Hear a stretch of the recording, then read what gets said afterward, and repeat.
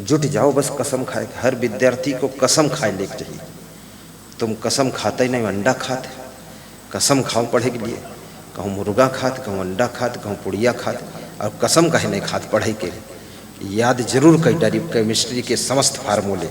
Zn + S2 SO4 = Zn SO4 + S2 याद करो chemistry के फार्मूले। क्यों नहीं याद करो?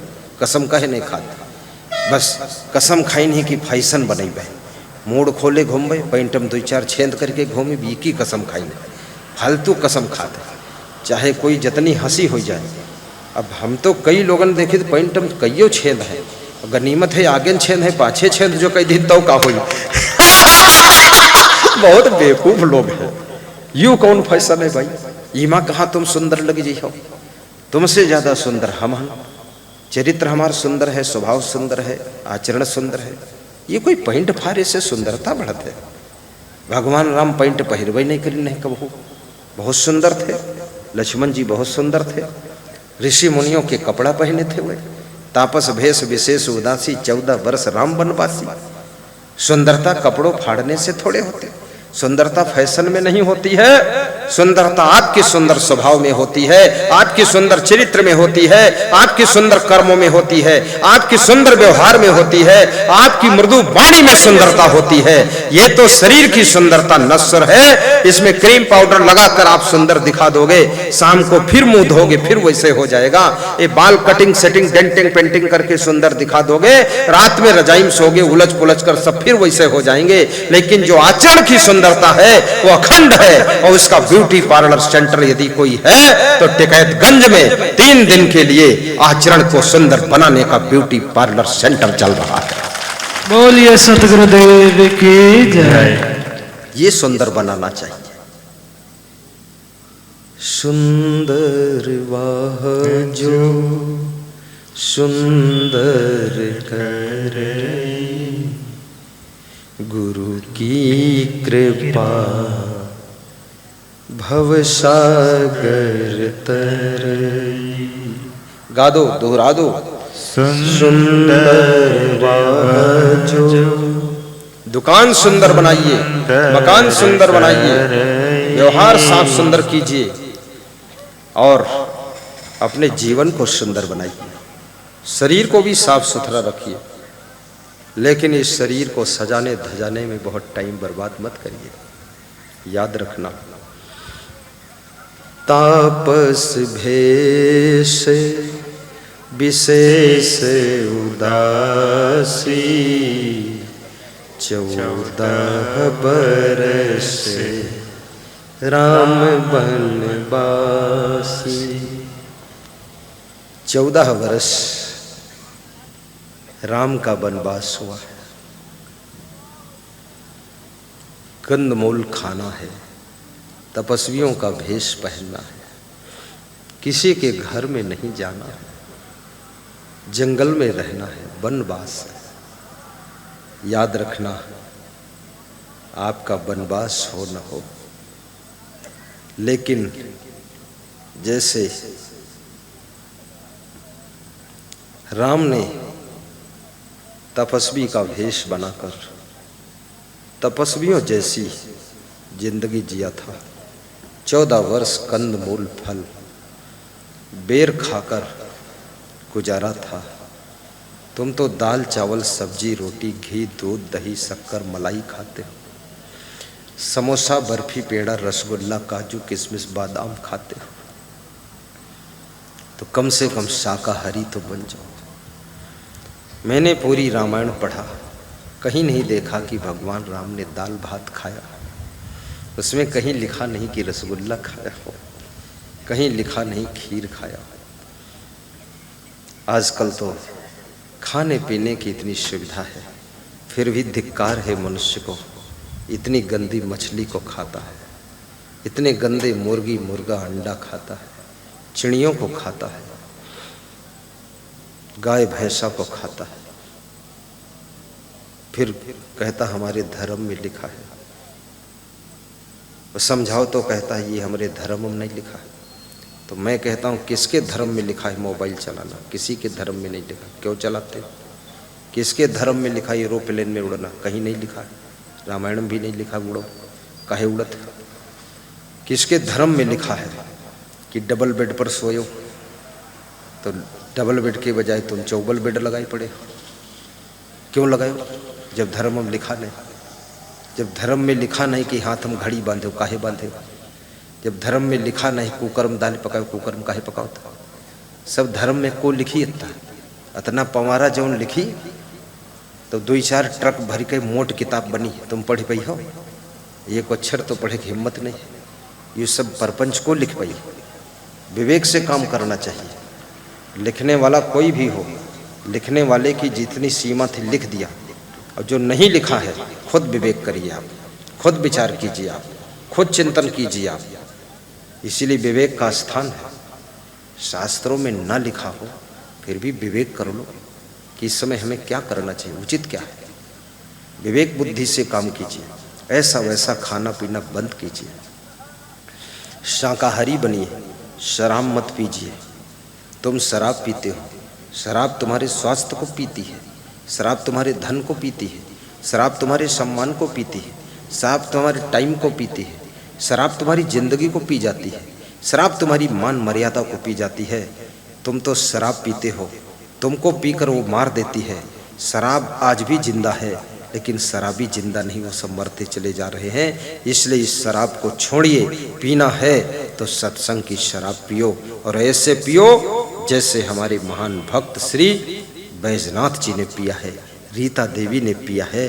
कि वो पिलाना शुरू कर दिया है, दूसरों को पिला रहे हैं, दूसरों को सत्संग सुनवाना। सत्संग का नशा चढ़ना चाहिए। मुझसे करीब हजारों लोगों ने बताया है कि ऐसा सत्संग का नशा चढ़ा है। बिहार में मैं गया था, एक सज्जन परिवार सहित मिलने आए, तो उनकी पत्नी ने कहा, आपका प्रवचन हम भी सुनते हैं, हमारे पति देव भी सुनते हैं, ये बैठे हैं, लेकिन ये तो मतलब हर समय सुनते हैं।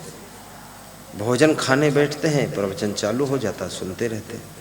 तो हम सोचते हैं भोजन खाते समय कुछ सलाह कर ले, तो हम सलाह शुरू करें तो कहा चुप चुप।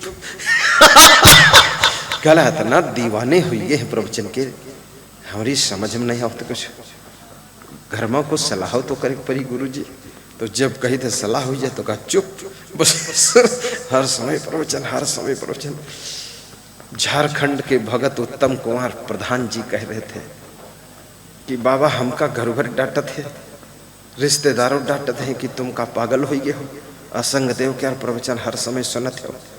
कहा हमका सब डांटत है, और बाबा हमार मन मानत नहीं, हम अब पागल हो गए तुम्हारी बद के। तो हम कहते तुम पागल नहीं हो, तुम ठीक हो गए। कहीं बाबा हम तुम्हारे प्रवचन हर समय सुनित हैं, ये सब कहते हैं बहुत तुम पागल आदमी हो, कुछ कामों करी हो कि नहीं। और बाबा तुम्हारे प्रवचन से हमारे बहुत उन्नत भाई, जमीनों खरीदे, मकानों बना लिया, और बाबा हम गांव के प्रधानों हो गए। और कहला सुनते प्रवचन में बस कहला बुद्धि शुद्ध हो गए, अब जौन काम करे थे सब टापक हो जाते हैं, सब करें 10 साल हम करें 1 साल बराबर हो जाते हैं। तो आपके प्रवचन से ज्ञान हुआ। प्रवचन सुनो, 2 काम करो तो घर का दरिद्र दूर होगा, घर में बरकत आएगी। नंबर 1 प्रवचन सुनो, नंबर 2 नित्य दान करो या मासिक दान करो। एक दान पात्र घर में रख लो, सवेरे गुरु जी का ध्यान करो, और जो तुम्हारी श्रद्धा हो दान पात्र में दान डाल दो। फिर वो दान पात्र धर्म प्रचार के लिए गुरु जी को समर्पित करो, उस पैसे से धर्म प्रचार होगा। तुम्हारे घर में लक्ष्मी आना शुरू हो जाएगी, बरकत होना शुरू हो जाएगी। एक व्यक्ति का नहीं, बेहमा चौकी में महान भक्त श्री अभिषेक यादव जी, विकास यादव, राजेश यादव, अखिलेश यादव, सुशील यादव, 5 भाइयों ने मिलकर प्रोग्राम कराया। तो वहाँ कम से कम 10-20 लोग दान पात्र मेरे पास लेकर आए। बोले गुरुजी प्रवचन सुनता हूँ और दान पात्र में रोज दान डालता हूँ, मेरी इतनी उन्नति हुई है, हो रही है, पता नहीं कैसे बरकत घर में शुरू हो गई। बोले घर न रहे घरों बनेगा, और कार भी आई गए। और जब पहले हम आपसे नहीं जुड़े थे, पैसा कमाते बहुत थे पर रुकता ही नहीं था वो, पता नहीं क्या हो जा रहा है। तो ये धर्म में जुड़ने से बरकत होती घर में। सत्संगत से सुख उपजे, कुसंगत से दुख होए। सत्संग से सुख उत्पन्न होगा, कुसंग से दुख पैदा होगा। कुसंग कभी मत कीजिए, गलत लोगों की संगत छोड़िए, क्योंकि संगत का बहुत बड़ा प्रभाव होता है। कल मैंने बहुत बताया था संगत के बारे में, आज भी थोड़ा सा बता देता हूँ। एक राजा किसी मेला से होकर गुजर रहा था, हाथी पर बैठा था। मेला में देखा राजा ने कि चिड़ियों का भी मेला है, चिड़ियाँ बिक रही हैं। तो राजा को मन में आया कि एक चिड़िया ले लो, राजा की मौज जो भी हो जाए। अपने मंत्री से कहा कि पूछो, ये तोता बिक रहे हैं, पोपड़ बिक रहा है, सुआ बिक रहा है, इसकी कीमत क्या है? मंत्री पूछने गया, उसने बताया काले रंग के पिंजड़े में जो तोता है वो 5 रुपये का है, सफ़ेद रंग के पिंजड़े में जो तोता है वो 5000 का है। तो राजा ने कहा तोता तो एक जैसा दिख रहा है, खाली पिंजड़े का रंग बदला है, इतना कीमत में अंतर क्यों? पूछ के आओ। फिर मंत्री पूछने गया इतना अंतर क्यों है? तोता बेचने वाला बोला इनको खरीदोगे 24 घंटे में पता चलेगा क्यों अंतर है, मैं नहीं बता सकता अंतर क्यों है, खरीद के ले जाओ। राजा ने कहा दोनों ले लो, 5 रुपये वाला और 5000 वाला, दोनों तोता ले लिया। संगत को संगत का प्रभाव देखिए।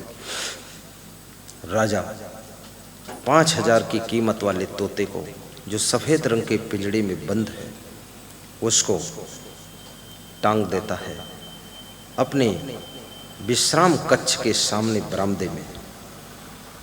जब राजा 8 बजे रात को दरबार से लौट कर आया तो तोता कहता है आइए राजा साहब, आपको सादर प्रणाम। बहुत देर में लौटे राजा साहब, समय पर आ जाया करो, भोजन कर लिया करो, रानी साहब आपका इंतज़ार कर रही हैं, आपको मेरा राम राम, जाइए करिए आराम। राजा बोला बड़ा समझदार है, इतना मीठा कोई हमसे बोला ही नहीं, इतना मेरा ख्याल कोई किया ही नहीं, आदमी को फेल किए हैं, ये 5000 तो अदा हो गए। राजा सो गया, तोता सो गया।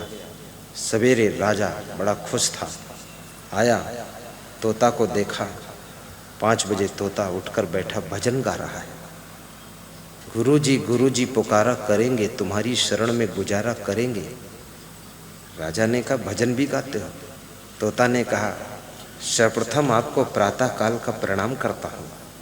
राजा साहब आइए बैठिए कुर्सी पे, ब्रह्म मुहूर्त में भजन सुनने से पाप कट जाते हैं। राजा साहब ने कहा ये तो प्रवचन भी सुनाता है बड़ा अच्छा तोता है। बोले इसको तो हम प्रेम से रखेंगे अपने पास, लेकिन आज ट्राई करता हूँ 5 रुपये वाला तोता क्या करता है। दूसरे शाम को 5 रुपये वाले तोते को काले रंग के पिंजड़े में जो बंद है उसको अपने बरामदे में टांग दिया, इस सफ़ेद रंग के पिंजड़े को दूर टांग दिया। जब शाम को राजा आया 8 बजे दरबार से, वो तोता सो रहा था। राजा को बुरा लगा कि बड़ा आलसी है, सो रहा है, नमस्कार भी नहीं किया। तो राजा ने पिंजड़े में अंगुली मारी है, तो उठ। तो उठा तोता, लाल पीली आंखें बनाया और राजा साहब को मादर फादर की गाली दिया। क्या समझ रखा, डिस्टर्ब करते हो, बेवकूफ़ कहीं का राजा पाजा बना घूमता। राजा को बड़ी गुस्सा आई, ये तो बहुत नालायक है, हमको गाली दिया, मेरे कौन गाली दे सकता है। राजा बहुत गुस्सा में अपने विश्राम कक्ष में गया। रानी साहब ने पूछा कि आज गुस्सा में बहुत हो? अरे बोले वो तोता ने दिमाग खराब कर दिया, हमें गाली दिया है। बोले सस्ता लोगे तो होगा तो यही बात, और क्या है, सस्ते का रिजल्ट यह है, और क्या है, 5 रुपये में क्या मिलेगा, गाली तो मिलेगी। सवेरा हुआ, राजा फिर उठा 5 बजे, जाकर देखा तो तोता फिर सो रहा। तो राजा डर के मारे उसको छेड़ा नहीं कि फिर गरियाई हो तो 6 बजे फिर देखा तो फिर स्वागत है, 7 बजे फिर देखा फिर स्वागत है।